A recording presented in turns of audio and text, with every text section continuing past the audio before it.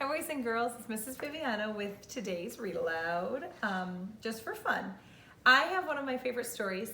It's called Caps for Sale, a tale of a peddler, some monkey, and their monkey business. Now do you guys know what a peddler is?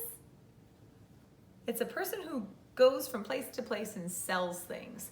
Now this book was written in 1940, so this is from a long time ago.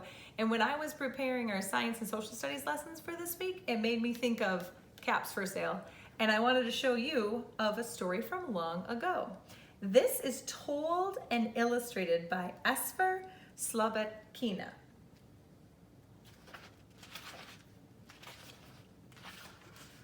Once there was a peddler who sold caps, but he was not like an ordinary peddler carrying his wares on his back.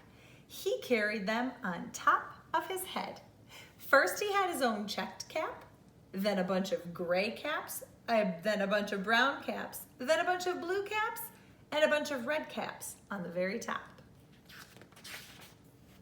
He walked up and down the streets holding himself very straight so as to not upset his caps. As he went along, he called, "Caps, caps for sale, 50 cents a cap." One morning, he couldn't sell any caps. He walked up the street and he walked down the street calling, "Caps, caps for sale, 50 cents a cap." But nobody wanted any caps that morning. Nobody wanted even a red cap. He began to feel hungry, but he had no money for lunch. "I think I'll go for a walk in the country," he said, and he walked out of town slowly, slowly, so as not to upset his caps. He walked for a long time until he came to a great big tree. "That's a nice place for a rest," thought he, and he sat down very slowly under the tree and leaned back little by little against the tree trunk so as to not disturb the caps on his head. Then he put his hand to feel if they were straight. First he checked his own checked cap, then the gray caps, then the brown caps, then the blue caps, and the red caps on the very top. They were all there, so he went to sleep. He slept for a long time. When he woke up, he was refreshed and rested.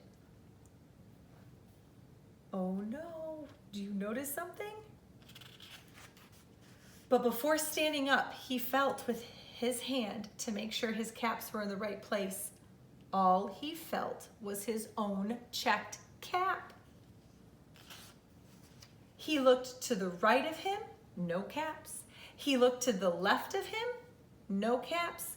He looked in back of him, no caps. He looked behind the tree, no caps. I wonder where they are. Then he looked up into the tree, and what do you think he saw? What do you think? Who could have taken him up into the tree? I don't know, let's read to find out.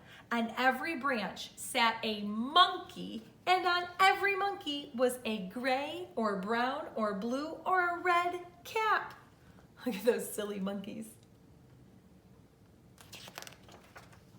The peddler looked at the monkeys. The monkeys looked at the peddler. He didn't know what to do. Finally, he spoke to them.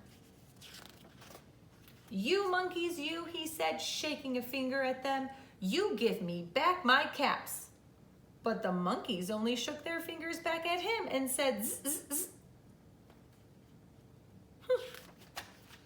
This made the peddler angry. So he shook both hands at them and said, "You monkeys, you give me back my caps." But the monkeys only shook their hands back at him and said, "Zzz, zzz, zzz." Now he felt quite angry. He stamped his foot and he said, "You monkeys, you better give me back my caps." But the monkeys only stamped their feet back at him and said, "Zzz, zzz, zzz." By this time, the peddler was really very, very angry. He stamped both of his feet and shouted, "You monkeys, you must give me back my caps." But the monkeys only stamped both their feet back at him and said, "Zzz, zzz, zzz, zzz."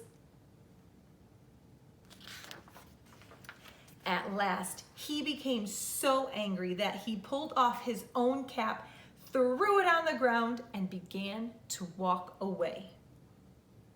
Pretty angry. By then, each monkey pulled off his cap. What do you think they're gonna do?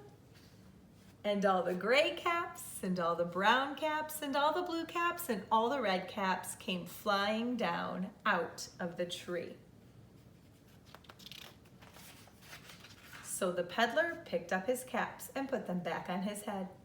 First his own checked cap, then the gray caps, the brown caps, the blue caps, and the red caps on the very top. And slowly, slowly, he walked back to town calling, "Caps, caps for sale, 50 cents a cap."